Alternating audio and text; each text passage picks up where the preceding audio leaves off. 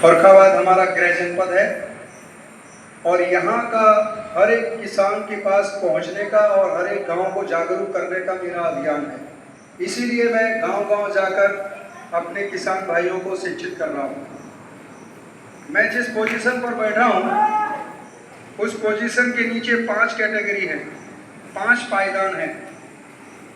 होता क्या है कि गाँव में हमारे किसान भाई के पास वो लोग आते हैं जिनके पास पूर्ण ज्ञान है नहीं, और जिनके पास ज्ञान है वो पसीना बहाना चाहते नहीं, वो गांव आना नहीं चाहते।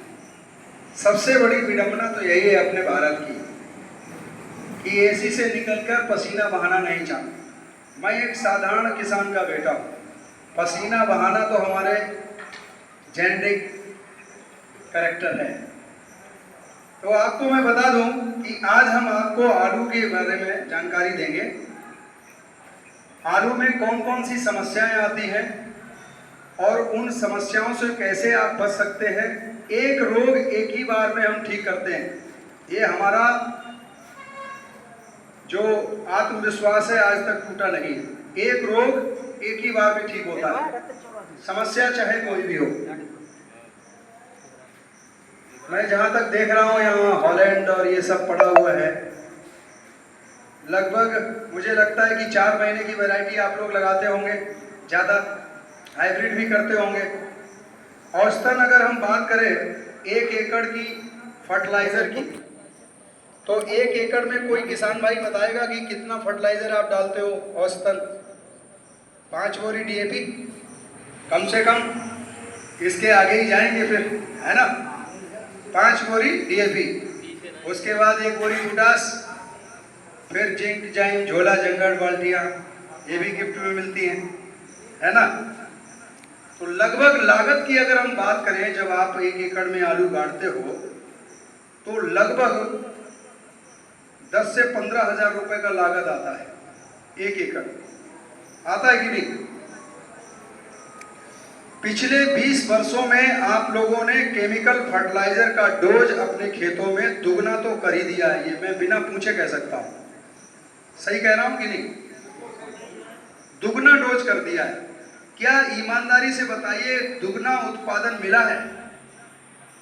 दुगना उत्पादन ले पाए आप? इस कन्नौज जिले में ऐसे भी गांव हैं जहां पे 8 बोरी से 14 बोरी DAP 1 एकड़ में डालते हैं। आप लोग शायद 5 पे ही हैं अभी कि ज्यादा हो गए? अभी 5 पे ही है, चलिए गनीमत है, 5 पे हैं अभी आप, 5-6। आपको मैं बता दूं, ये केमिकल फर्टिलाइजर जो आप बढ़ाते जा रहे हैं, लेकिन उत्पादन आपको उस रेशियो में बढ़ता जा रहा है, बल्कि बढ़ नहीं रहा, घटने चालू हो गए। पहले बोरा कितने किलो का आता था फोल्ड में, है? अब है वजन कम हो गया कि नहीं है? उसका मूल कारण पता है क्या है? मूल कारण ना तो कोई दुकानदार जानता है, और हमारा किसान भाई क्या जानेंगे जब दुकानदार कोई बेचने वालों कोई पता नहीं, और जो आते हैं कुकुर मुक्ते की तरह सीजन पे उगाते हैं कंपनी वाले, उनको भी पता नहीं।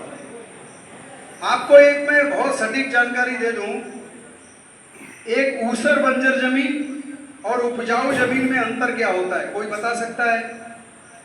कोई किसान भाई बता सकता है? ऊसर बंजर तो समझ में आ रहा कि नहीं? आ रहा। जिसमें कोई फसल पैदा नहीं होती है, उसको क्या कहते हैं? ऊसर जमीन। ऊसर जमीन और उपजाऊ जमीन में अंतर क्या? ऊसर जमीन और बंजर जमीन में अंतर क्या होता है? अगर आपको ये गलतफहमी है कि फर्टिलाइजर ज्यादा बढ़ाने से उत्पादन बढ़ेगा, तो आप ऊसर जमीन में 4-4 अंगुल आप DAP, यूरिया, पोटास, जो भी लागत आप सबसे अच्छी मानते हो वो लगा दीजिए। 4-4 अंगुल पाट दीजिए उस खेत को, और फिर जुताई करके आप फसल बोइए, उसमें पैदा करके दिखाइए। नहीं हो सकती है ना सर? ऊसर जमीन क्यों नहीं हो सकती?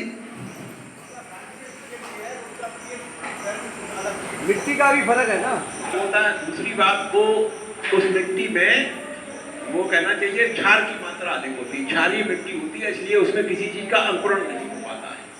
और उसका पीएच वैल्यू भी नहीं होता है सही। धन्यवाद, काफी हद तक आपने चीजों को बताया, लेकिन अभी सटीक जानकारी हम आज आपको देके जाएंगे। पीएच वैल्यू क्या है? Temperature of soil, temperature of soil, temperature of body. Human body का टेम्परेचर क्या होता है? 98 डिग्री, 98 होता है तो हम स्वस्थ हैं, है ना? हाँ, ठीक है ना? उसको हम क्या कहते हैं? हमारा बॉडी सही। और जैसे ही 99 100 पहुंचता है तो हम क्या बोलते हैं? ताप बढ़ गया। एक परफेक्ट, एक स्वस्थ मिट्टी का टेम्परेचर कितना होना चाहिए? 5.5 से 6.5 के अंदर, 5.5 से 6.5 के अंदर उसका अगर टेम्परेचर है मिट्टी का तो वो स्वस्थ मिट्टी है। ये टेम्परेचर बढ़ता कब है? बढ़ता कब है? जब हम इनबैलेंस ऑफ न्यूट्रिशन करते हैं। कोई न्यूट्रिशन की बिल्कुल कमी हो जाए या कोई न्यूट्रिशन ज्यादा हाई हो जाए मिट्टी में। अभी बंजर जमीन की तो बात ही नहीं हो रही। बंजर जमीन और उपजाऊ जमीन का एक ही अंतर है, बंजर जमीन में जीवित बैक्टीरिया नहीं पाया जाता है, उपजाऊ जमीन में बैक्टीरिया पाया जाता है। बैक्टीरिया क्या है? आप समझना है कि बैक्टीरिया क्या है। बैक्टीरिया रसोई घर है। किसका? पौधे का। हम लोग गेहूं उपज करते हैं, क्या गेहूं कोई खाता है? नहीं खाता। गेहूं की रोटी खाते हैं। क्या खाते हैं? गेहूं की रोटी, गेहूं नहीं खाते। इसी तरीके से कोई भी पौधा फर्टिलाइजर सीधा नहीं खाता। आप जो यूरिया डालते हैं, यूरिया में क्या है? नाइट्रोजन। नाइट्रोजन जैसे कि गेहूं, नाइट्रोजन का मतलब गेहूं हो गया। अभी गेहूं हम नहीं खाते, वैसे ही पौधा नाइट्रोजन नहीं खाता। आज आपको मैं टेक्निकल नॉलेज देकर जाऊंगा यहाँ। वो क्या खाता है?